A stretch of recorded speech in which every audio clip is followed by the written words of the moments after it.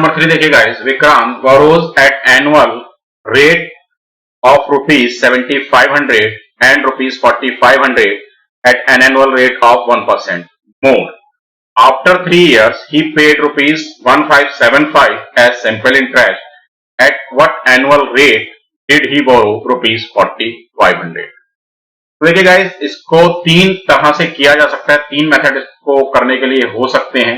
एक formula method, फॉर्मूले के थ्रू हम कर सकते हैं। दूसरा जो कॉन्सेप्ट हमने आपको बताया है उसके थ्रू किया जा सकता है, और एक एलिगेशन के थ्रू भी ये क्वेश्चन किया जा सकता है। तो एलिगेशन के थ्रू तो हम यहाँ डिस्कस नहीं करेंगे, उसके लिए आपको एलिगेशन का आना जरूरी है, ठीक है। तो दो मेथड मैं आपसे यहाँ डिस्कस करूंगा, एक फॉर्मूला के थ्रू, जिससे फॉर्मूला के थ्रू भी आप समझ पाए। अगर सेकंड मेथड में आपको दिक्कत होती है, और मैं तो कहूंगा सेकंड मेथड को ठीक से समझिए, क्योंकि आगे पूरे अरिथमेटिक में वो आपको काफी हेल्प करने वाला है, ठीक है। तो चलिए स्टार्ट करते हैं। फर्स्ट मेथड पहले करते हैं। फर्स्ट मेथड हमारा क्या है, फिर सेकंड मेथड करेंगे। यहाँ ये लाइन खींच देते हैं सेकंड मेथड के लिए, ये जगह छोड़, ठीक है। तो फर्स्ट मेथड पर आइए। फर्स्ट मेथड में आपको 7500 एक प्रिंसिपल दिया हुआ है, जिसका रेट ऑफ इंटरेस्ट हम R-1 ले लेते हैं, क्योंकि जो 4500 का रेट ऑफ इंटरेस्ट है वो 1% मोर है, तो इसको हमने R ले लिया है। ये हमने R क्यों लिया है, रीजन है क्योंकि 4500 पर ही हमें निकालना है, तो ये वैल्यू हमारी सीधी आ जाएगी। तो यहाँ भी हमने इसको इसलिए ऐसा लिया है कि हमारी कैलकुलेशन कम हो जाए, ज्यादा कैलकुलेशन हमें ना करनी पड़े, ठीक है। तो R rate of interest, R% rate of interest हमने लिया है 4500 के लिए, और R-1 रेट ऑफ इंटरेस्ट लिया है हमने 7500 के लिए, ठीक है। ओके, तो यहां पर जो आपको 1575 दिया हुआ है, दोनों इंटरेस्ट का सम दिया हुआ है, मींस आपको गिवन है SI1 plus SI2 is equals to 1575। SI1 के लिए जाएंगे तो उसका जो प्रिंसिपल है वो 7500 है। डी R आपका हमने लिया है R-1/100, और टाइम है 3 इयर्स, प्लस सेकंड प्रिंसिपल आपके पास 4500 है, R% आपका रेट है, और टाइम आपका 3 इयर्स है। ओवरऑल जो टोटल इंटरेस्ट वो कितना आ रहा है, 1575 आ रहा है। तो सॉल्व करते हैं। 2 0 से 2 0 कैंसिल ये होंगे, 2 0 से 2 0 कैंसिल ये होंगे, क्या आ जाएगा 75 इंटू 3 इज 225 R ब्रैकेट के अंदर अगर मल्टीप्लाई करेंगे, माइनस 225 और प्लस 135 R इक्वल्स टू 1575, ठीक है। 135 R plus 225 R that is 360 R minus 225 उधर ले जाइए तो प्लस हो जाएगा, तो 1575 plus 225 that is 1800। R is equals to 1800 upon 360, basically this 5। तो आपका फाइनल आंसर कितना आ गया, 5%, जो आपसे पूछ रहा था। सेकंड इंटरेस्ट जो 45% पर जो आपका रेट ऑफ इंटरेस्ट है वो 5% है, और अगर 7500 पर पूछता तो वो कितना था, 4% था, क्योंकि 1% लेस था उससे, ठीक है। I hope this is clear.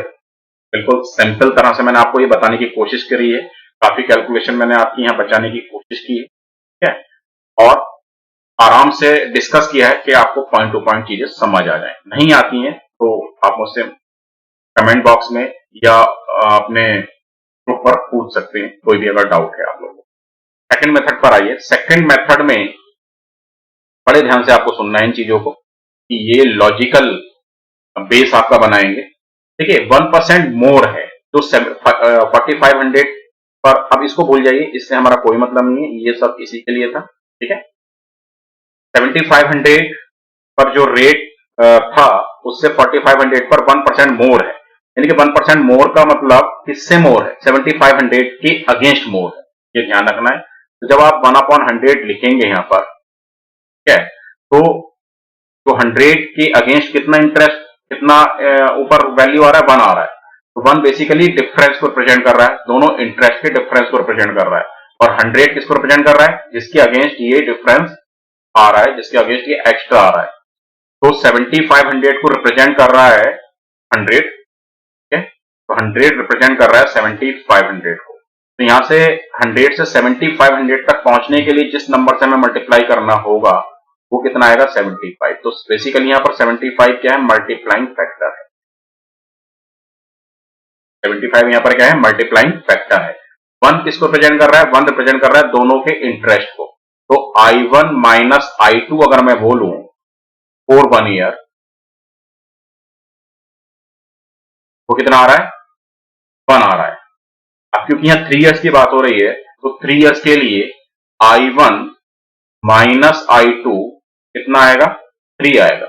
और 3 ये रिप्रेजेंटेड वैल्यू है, एक्चुअल वैल्यू नहीं है। तो एक्चुअल वैल्यू के लिए तो आपको, एक्चुअल वैल्यू लाने के लिए तो आपको रिप्रेजेंटेड वैल्यू को मल्टीप्लाइंग फैक्टर से मल्टीप्लाई करना होता है। ये मैं आपको बार बार डिस्कस कर रहा हूं जिससे ये कॉन्सेप्ट आपको बिल्कुल क्लियर हो जाए, ठीक है। नहीं तो मैं इसको डायरेक्ट करता हूं, ये सब इतना डिस्कस नहीं करता, ठीक। आगे हम डायरेक्ट करेंगे उन सब चीजों को, अभी आप लोग ध्यान से सुनिए। Represented value into multiplying factor आपको एक्चुअल वैल्यू मिलता है। तो यहां पर हमें I1 माइनस I2 का एक्चुअल वैल्यू निकालना है। तो बेसिकली I1 माइनस I2 आपको मिलेगा 3 इंटू 75, दैट इज 225।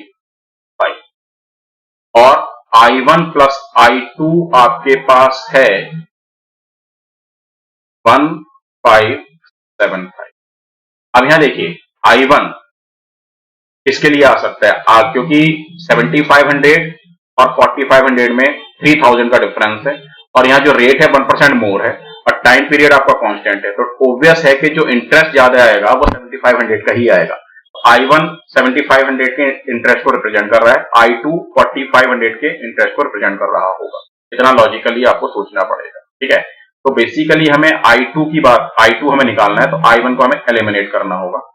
चलिए क्या करते हैं, हम को चेंज कर लेते हैं, माइनस कर लेते हैं। तो माइनस, ये प्लस और ये माइनस, I1 से ये I1 कैंसिल हो जाएगा।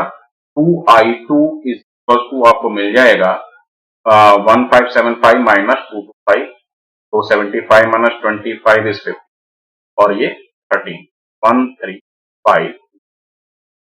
I2 आपके पास आ जाएगा 675, ठीक है।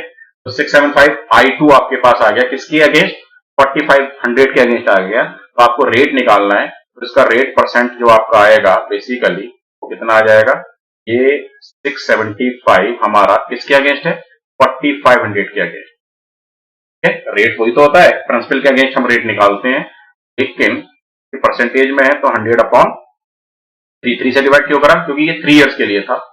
ये जो I2 आपका आ रहा था 3 इयर्स के लिए आ रहा है, तो रेट हमारा केवल 1 ईयर के लिए होता है, ये हम आपको बता चुके हैं बहुत अच्छी तरह, ठीक है। इस पर आप कॉन्सेंट्रेट करके देखो, ध्यान दीजिए।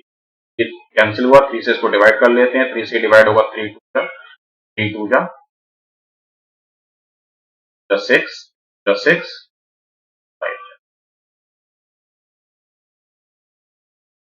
बोला मैंने आपको, 6 6 3 5 जा 15, तो 45 से ये 5 टाइम्स है, सॉरी। तो आर आपका 5% आपका फाइनल आंसर है।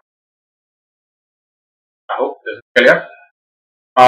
एलिगेशन वाला मेथड मैं यहाँ डिस्कस नहीं कर रहा हूं, ठीक है। और एलिगेशन वाला मेथड आपको समझ भी तब आएगा जब आप एलिगेशन पढ़ लेंगे, और थोड़ा वो लेंदी भी आपको कर सकता है अगर आपको चीजें समझ में, मतलब उसके बारे में नहीं पता है, जिस तरह से हम उसको समझाते हैं उसको अभी हम डिस्कस नहीं करेंगे। कभी जब हम एलिगेशन पढ़ा रहे होंगे तो इस क्वेश्चन को दोबारा हम वहां उठा लेंगे कि एलिगेशन से इस क्वेश्चन को आप कैसे कर सकते हैं, ठीक है। I hope this is clear. मैंने आपको दोनों मेथड को बहुत ठीक से समझाया है। अब काम आपका बचता है कि इन पर आप वर्क किस तरह से करते हैं। दोनों मेथड अच्छे हैं, ऐसा नहीं है कि सेकंड मेथड को मैं अच्छा बता रहा हूं, पहला मेथड भी ठीक है, वहां से भी आप पढ़ सकते हैं। सेकंड मेथड आपका लॉजिकल बेस्ड मेथड है, इसको समझने के बाद, इसको करने के बाद आगे चीजें आपको आसान होंगी अरिथमेटिक में, ठीक है। मतलब जब आप टाइम स्पीड डिस्टेंस में जाएंगे, टाइम एंड वर्क में जाएंगे, एलिगेशंस में जाएंगे, एवरेजेस में जाएंगे, तो आपको काफी हेल्प, ठीक है। थैंक यू वेरी मच इस क्वेश्चन को समझने के लिए। नेक्स्ट क्वेश्चन की तरफ बढ़ते हैं। क्वेश्चन नंबर 4 देखिए guys, to lend some portion of rupees 10,800 at 8% annual simple interest and the remaining portion at 10% annual simple interest. If he received rupees 1908 as interest after 2 years, how much money he lent at both the rates? ठीक है, तो 10800 को इसने दो portions में divide किया है। एक पोर्शन पर जो इसका इंटरेस्ट है 8% है, दूसरे पोर्शन पर इसका इंटरेस्ट 10% है। ओवरऑल इंटरेस्ट जो इसको रिसीव्ड हुआ है वो 1908 इंटरेस्ट रिसीव हुआ है दोनों इंटरेस्ट को मिलाकर। ठीक है, तो और ये 2 इयर्स के लिए इंटरेस्ट थे आपके। तो यहां हम दो तरह से इसको कर सकते हैं, first of all formula method से, दूसरा एलिगेशन मेथड से। फ्रैक्शन मेथड से ये क्यों नहीं हो पाएगा? रीजन है क्योंकि 10800 को दो पोर्शंस में अलग अलग डिवाइड किया है, जिसके लिए एक 8% रेट है, दूसरे के लिए 10% रेट है। तो 8 और 10% रेट किस पोर्शन के लिए है, किससे कंपेयर करके हमें मल्टीप्लाइंग फैक्टर निकालना है, वो यहां नहीं हो पाएगा। 1908 भी टोटल दिया हुआ है, तो आपके पास यहाँ टोटल मिलेगा ही नहीं जिससे कंपेयर करके हम मल्टीप्लाइंग फैक्टर निकाल पाए। ठीक है, तो चलिए पहला मेथड देखते हैं। कौन सा मेथड? Formula method. तो फॉर्मूला मेथड के लिए एक पार्ट मान लेते हैं जो 10% पर है, वो सपोज है आपके पास P। अगर एक पार्ट P है तो दूसरा पार्ट ऑब्वियस है 8% पर कितना आएगा? 10,800 माइनस P। ठीक है, इसी को डिवाइड किया दो पार्ट्स में, और आपके पास टोटल SI1 प्लस SI2 दिया हुआ है 1908 के लिए। ये यहां हम एक लाइन ड्रॉ कर लेते हैं, हमें करना है इसको। अब SI1 के लिए आप देखेंगे रेट है 10% और प्रिंसिपल है P, तो P इंटू 10/100, 10/100 ही लिखिए, 1/10 मत कीजिए, कैलकुलेशन को इजी करना है। इंटू 2 इयर्स के लिए है, प्लस दूसरा है आपका 10,800 माइनस P प्रिंसिपल। रेट है इसका 8%, 8/100, और ये भी कितने इयर्स के लिए? 2 इयर्स के लिए, सॉरी इंटू 2, और इज इक्वल टू 1908। अब यहां से आप 2/10 कॉमन निकाल सकते हैं। तो 2/10 अगर आपने 2/100 कॉमन निकाला तो यहां ये बचता है 10P, प्लस ये 2/100 कॉमन आया, 8 आएगा, 8 को ब्रैकेट के अंदर भेजेंगे तो 0088646818 minus 8P is equals to 1908। 2 से डिवाइड कर दो इसको, 2 से डिवाइड हो रहा है ये, 2 9 जाए 18, 2 5 जा 10, 8। अब ये 100 इधर आकर मल्टीप्लाई हो जाएगा, और ये 10P minus 8P is 2P। ठीक है, इक्वल्स टू 95400 माइनस, इधर आकर माइनस हो जाएगा 86400। तो 2P इज इक्वल्स टू, ये आपको मिल रहा है 9000। P is equals to 9000/900, that is 4500। एक प्रिंसिपल आपका, एक अमाउंट आपका कितना आ गया? 4500 ना। P1 बोल देते हैं, चलिए इसको, P1 है 4500, तो P2 कितना आएगा आपके पास? P2 का वैल्यू यहां मिल जाएगा आपको, P2 is equals to 10,800 minus 4500, that is 63। तो ये आपके फाइनल आंसर्स हैं वो क्वेश्चन में दिए गए थे, 4500 एंड 6300। तो ये फॉर्मूला मेथड से हमने किया। एक बार मैं आपको और रिवाइज करा देता हूं इसको। मेथड 1, यहाँ 10,800 को दो पोर्शन में इन्होंने डिवाइड किया हुआ है। एक पोर्शन पर रेट ऑफ इंटरेस्ट 10% है, दूसरे पोर्शन पर रेट ऑफ इंटरेस्ट 8% है। ठीक है, फिर 10% पर हमने सपोज प्रिंसिपल P एज्यूम कर लिया, तो फर्स्ट पार्ट उसको P ले लिया, और एक पोर्शन पर 8% पर हमने 10,800 माइनस P। फिर 1908 टोटल इंटरेस्ट है, मतलब SI1 प्लस SI2 इज 1908, तो P इंटू 10% रेट है 10/100 इंटू 2 प्लस 10,800 माइनस P, ये दूसरा प्रिंसिपल है, रेट है 8%, 8/100 इंटू 2। फिर कैलकुलेशन किया है, ठीक है, वो आप लोग भी कर लेंगे, बड़ी बात नहीं है, और क्वेश्चन भी आप लोग सॉल्व कर लेते हैं। इजी क्वेश्चन नहीं बोलेंगे, मॉडरेट क्वेश्चन है, ठीक है, बिल्कुल इजी तो नहीं बोलते हैं। क्लियर है? अब दूसरा मेथड क्या है, दूसरे मेथड की तरफ चलते हैं। दूसरा मेथड मैंने आपको यहां बताना है, मेथड 2, एलिगेशन मेथड। तो जरा ध्यान से आपको देखना है क्या इसमें हमें करना है। देखिए, यहां पर आपको ओवरऑल इंटरेस्ट दिया हुआ है 1908, ठीक है, 1908 किसकी अगेंस्ट है, ओवरऑल 10800 के अगेंस्ट। तो यहां हम average interest rate of interest निकालेंगे।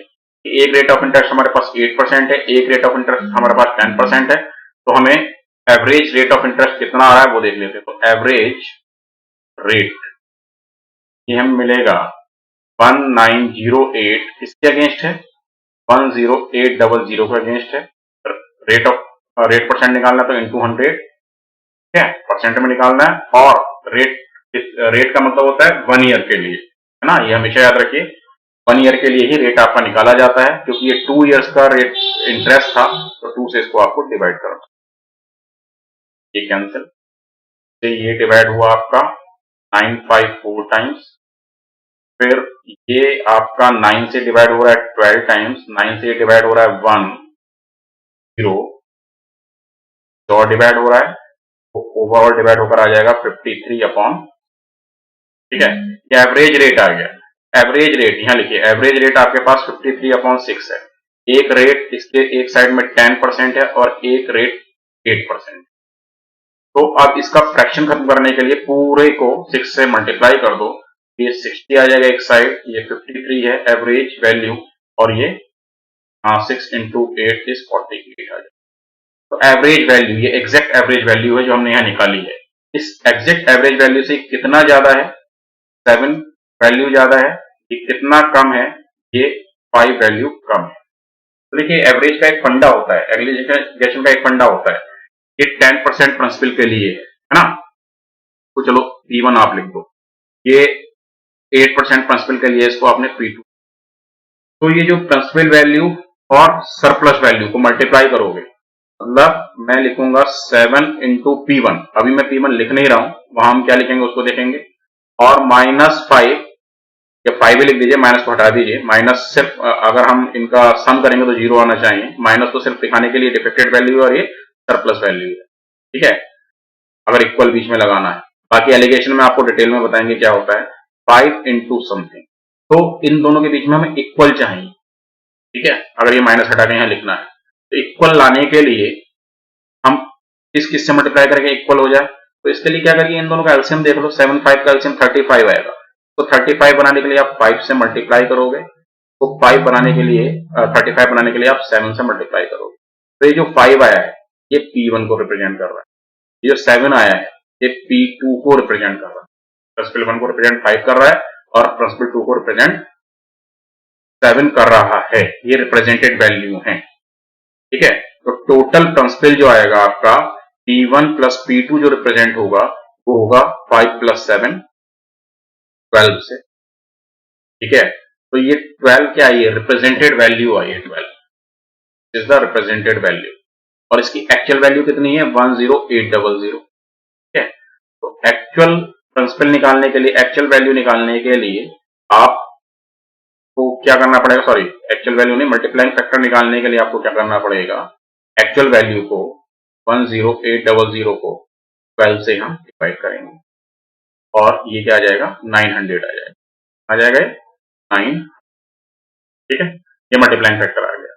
अब आपसे दो अलग अलग प्रिंसिपल पूछे थे उसने, कौन कौन से पार्ट है, तो एक पार्ट है 5 से रिप्रेजेंट हो रहा है, 5 इंटू 900 4500, दूसरा है 7, ठीक है, तो 7 इंटू 900 दैट इज 6300, 6300, ठीक है, ठीक।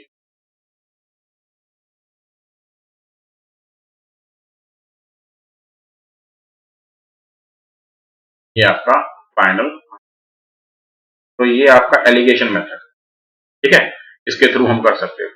तो इसको समझने के लिए एलिगेशन को जब आप लोग समझेंगे तो और अच्छे से क्लियर आएंगी चीजें, वहां पर भी हम इस तरह के क्वेश्चंस को जरूर उठाएंगे, ठीक है, क्योंकि क्वेश्चन थोड़ा ट्रिकी है, ये बताना यहाँ ठीक लगा कि मैं ये भी आपको समझा दूंगा, ठीक है। तो चीजें ज्यादा टफ नहीं है, अगर समझ लेते हैं कि एवरेज वैल्यू निकाल दी। एवरेज वैल्यू क्या है? एवरेज वैल्यू तो यही है कि ओवरऑल इंटरेस्ट दिया हुआ है, ओवरऑल इंटरेस्ट किसके रेस्पेक्ट में आएगा? 10800 के रेस्पेक्ट में आएगा, 2 इयर्स का इंटरेस्ट है, तो वहां से एवरेज रेट ऑफ इंटरेस्ट हमने निकाला। एक रेट ऑफ इंटरेस्ट 10 हमें दिया हुआ था, एक रेट ऑफ इंटरेस्ट 8 दिया हुआ था, तो एवरेज रेट ऑफ इंटरेस्ट हमेशा इन दोनों के बीच में आएगा, ठीक है। ये आप लोग ध्यान रखिए क्वेश्चन को ठीक करने के लिए। Is this clear guys? Okay, चलिए नेक्स्ट क्वेश्चन की तरफ बढ़ते हैं। Question number 5 देखिए guys, rupees 22,000 divided into two parts and the first part was given on loan at 8% annual simple interest rate for 5 years and the second part at 4% annual simple rate for 4 years. If the simple interest of the first part is 3 times of the simple interest of the second part, then what is the difference between those two parts?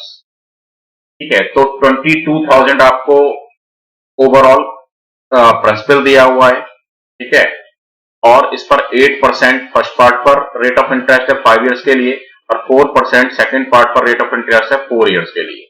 और most important thing यहाँ पर है कि जो second part का 3 times है वो first part के 1 टाइम के इक्वल है, ये गिवन है। तो दो तरह से हम इसको करेंगे, दो अप्रोचेस हमारी होंगी, अप्रोच 1 एंड अप्रोच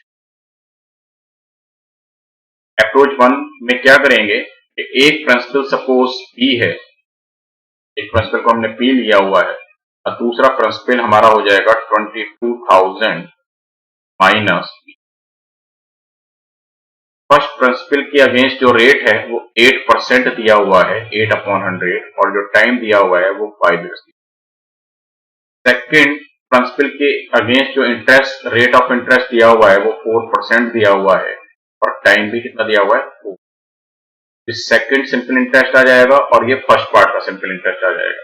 अब ये क्लियर है, 3 times the simple interest of the second part, ठीक है, सेकंड पार्ट का 3 टाइम्स फर्स्ट पार्ट के 1 टाइम के इक्वल।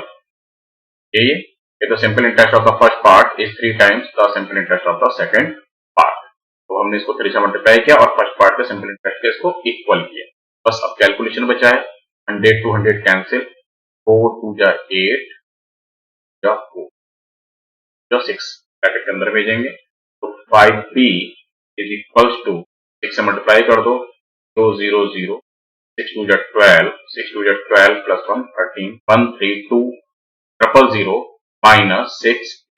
अब ये 6 उधर जाकर प्लस हो जाएगा, 11p इज इक्वल्स टू 132,000, ठीक है। और इसे का वैल्यू निकालने के लिए 11 से इसको डिवाइड करेंगे, 11 1 11, 11 2 22, 12,000 आपका फर्स्ट प्रिंसिपल आ गया। सेकंड पार्ट जो आपका आ जाएगा 22,000 में से 12,000 माइनस होकर 10,000 मिल जाएगा। तो आपसे पूछा है डिफरेंस, डिफरेंस बेसिकली कितना आएगा?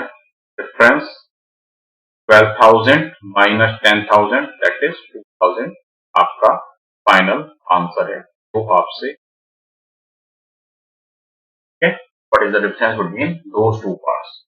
I hope this clear, simple था बिल्कुल। अब इसी को हम एक और तरह से अप्रोच कर सकते हैं। वो अप्रोच क्या होगा? देखिए यहाँ आपने देखा कि 100 से 100 कैंसिल हो रहा है, तो इसको लिखने का फायदा नहीं है। हमारे लिए एक तो पॉइंट टाइम होता है, वो क्या होता है, जरूरी होता है, इंपोर्टेंट होता है, सबको बचाना है। तो यहाँ आप सीधे देखिए 8 और ये 5 है ना, rate of interest into time, यही होता है आपका जो इंटरेस्ट आता है, तो अगर फर्स्ट प्रिंसिपल P1 है, P1 इंटू 40, सेकेंड प्रिंसिपल अगर P2 है तो P2 इंटू 4 जा 16, और सेकेंड इंटरेस्ट का 3 टाइम्स फर्स्ट इंटरेस्ट के इक्वल है, से मल्टीप्लाई किया, फर्स्ट के इक्वल किया, तो P1 अपॉन P2 बेसिकली आपको मिल जाएगा 48 अपॉन 40। P2 डिवाइड में इधर जाएगा, ये 40 डिवाइड में इधर आएगा, तो डिवाइड करेंगे तो 6/5, 8 से डिवाइड हो जाएगा 6 टाइम्स और ये 5 टाइम्स, तो 6 रिप्रेजेंट कर रहा है P1 को, 5 रिप्रेजेंट कर रहा है P2, ठीक है। बेसिकली P1 प्लस P2 को क्या रिप्रेजेंट करेगा, 6 प्लस 5 11, ठीक है। 11 तो क्या है आपका, 11 आपका रिप्रेजेंटेड वैल्यू है 1 प्लस 2 का, और इसका जो एक्चुअल वैल्यू दिया हुआ है, कितना दिया हुआ है, 22,000, तो 22,000 इसका एक्चुअल वैल्यू है, तो यहां से मल्टीप्लाइंग फैक्टर कितना आ जाएगा, यहां से मल्टीप्लाइंग फैक्टर अगर मैं निकालूंगा तो 22,000 को 11 से डिवाइड करोगे तो 1000 आपका मल्टीप्लाइंग फैक्टर आ जाएगा, मल्टीप्लाइंग फैक्टर तो आप लोग जानते ही हैं। अब आपसे डिफरेंस पूछा है, तो डिफरेंस क्या आ रहा है रिप्रेजेंटेड वैल्यू का, 6 माइनस 5 इज 1, तो डिफरेंस आपको मिल रहा है यहाँ 1, रिप्रेजेंटेड वैल्यू, मल्टीप्लाइंग फैक्टर 2000 है, तो 1 इंटू 2000, एक्चुअल आंसर आपका 1000 आ जाए, ठीक है। तो इस तरह से ये दो अप्रोचेस हमारी हो सकती थी इस क्वेश्चन को करने के लिए। I hope clear. चलिए नेक्स्ट क्वेश्चन की तरफ बढ़ते हैं। क्वेश्चन नंबर 6 देखिए guys, Ram deposit rupees 12,600 to a money lender at the rate of 8% per annum and rupees 4,200 to another money lender at the rate of 6% per annum. After 1 year, at what annual rate will the interest be paid on its total deposits? तो यहाँ आपको दो अलग अलग principal दिए हुए हैं जिनके दो अलग अलग रेट दिए हुए हैं, तो ये सारा कैलकुलेशन के बाद जितना ओवरऑल इंटरेस्ट जाएगा इनके ऊपर, तो उसका क्या ओवरऑल रेट ऑफ इंटरेस्ट बनेगा वो आपको यहाँ पूछ रहा है, तब रेट ऑफ इंटरेस्ट का मिक्सचर पूछ रहा है, ठीक है। दो तरह से हम करेंगे, एक तो नॉर्मल मेथड से करेंगे, ठीक, और एक अपना दूसरा मेथड जो हमारा होगा एलिगेशन, इन दोनों मेथड से हमें इसको यहाँ सॉल्व करना है। फर्स्ट मेथड से करते हैं, देखिए 12,600 फर्स्ट प्रिंसिपल है, पर 8% रेट है और 1 ईयर के लिए, प्लस दूसरा प्रिंसिपल 4,200 है, इस पर 6% रेट ऑफ इंटरेस्ट है और 1 ईयर के लिए, फिर टोटल ऐसा ही आ जाएगा दोनों का मिलाकर। एक ऐसा ये हो गया 12,700 पर आ रहा है, 600 पर आ रहा है, और एक ऐसा ही आपका 4,200 पर आ रहा है। अब यहाँ से आप देखेंगे 4,200 आप कॉमन निकाल सकते हैं, ठीक है, या 2 जीरो से 2 जीरो कैंसिल ये करके 42 यहाँ से कॉमन आएगा, 42 यहाँ से कॉमन आएगा तो 42 से ये कितने टाइम्स जाता है, 3 टाइम्स जाता है, ठीक है। 3 इंटू 8 24 प्लस 42 से 42 टाइम्स कंप्लीट जाएगा तो ये 6 और 2 एस आर, ठीक है। तो 46 प्लस 30 के मल्टीप्लाई 42 में करेंगे, ऐसा ही आपको कितना मिल रहा है, आपको 126 1260, ठीक है। ये सिंपल इंटरेस्ट आ रहा है। अब आपको rate of interest banana overall, तो रेट ऑफ इंटरेस्ट ओवरऑल जो आएगा आपका, ओवरऑल रेट ऑफ इंटरेस्ट कितना होगा, क्योंकि आपका टोटल ऐसा ही 120 आ रहा है, अब किसके अगेंस्ट आ रहा है, टोटल अमाउंट तो 12600 और 4200 है, 12600 प्लस 4200, ठीक है, और इनटू आप करेंगे क्योंकि रेट निकालना है, रेट परसेंट निकालना है, 2 जीरो तो कॉमन आता है, वैसे ही कैंसिल हो जाएगा, 42 से डिवाइड करेंगे तो 1 टाइम तो ये डिवाइड हो रहा है, 42 से 3 टाइम्स ये डिवाइड हो रहा है, और 42 से 30 टाइम्स ये डिवाइड हो रहा है, ठीक है। बेसिकली 30/4 आपका रेट ऑफ इंटरेस्ट आ गया, तो अगर आप डिवाइड करेंगे 4 से तो 7.5% रेट ऑफ इंटरेस्ट आएगा, ठीक है। ओवरऑल ये आपका फाइनल आंसर है जो इससे क्वेश्चन ठीक है। अब मेथड 2 में हम इसको एलिगेशन से करेंगे, तो एलिगेशन से लिखेगा, इस एलिगेशन से क्या करता है, देखिए यहाँ पर आपका जो ओवरऑल रेट ऑफ इंटरेस्ट निकालना है तो उसके लिए 8% ये है और 6% ये है, आपको मिडिल में क्या आ सकता है वो बताना है। ठीक है, तो जो पहले वाला है उस पर कितना है आपका 1260 और तीसरे पर 4200। तो मैं ये बोलूंगा कि 12,600 और 4200 का आप रेशियो देखो, तो ये 3:1 आ रहा है ना, 42 से 100 से 100 जाएगा, 42 100 से 3 रह जाएगा, बेसिकली 3:1 जो प्रिंसिपल का रेशियो आ रहा है। तो इस पर जो रेट ऑफ इंटरेस्ट है वो 8%, पर जो रेट ऑफ इंटरेस्ट है वो कितना है 6%। अब गाइस इसके बीच में एक रेट ऑफ इंटरेस्ट आप ले लीजिए, मान लेते हैं इसको, वो एज्यूम्ड है हमारा 7%। ठीक है, 7% से कितना ज्यादा है, +1 एक्स्ट्रा है, ये कितना लेस है, ये -1 एक्स्ट्रा है। अब इसके लिए जो प्रिंसिपल वैल्यू है 1 है, और इसके लिए जो प्रिंसिपल वैल्यू है वो 3। ठीक है, तो कुल मिलाकर तो आप सॉल्व करेंगे तो 3 +3 और -3, +3 और -3 कितना आ जाएगा, 2 आ जाएगा। 2 अपॉन ओवरऑल वैल्यू कितनी है 3 + 1 4। तो ये सरप्लस वैल्यू या डिफेक्टेड वैल्यू आ रही है, जिसमें इसमें आपको एक्स्ट्रा ऐड करना है।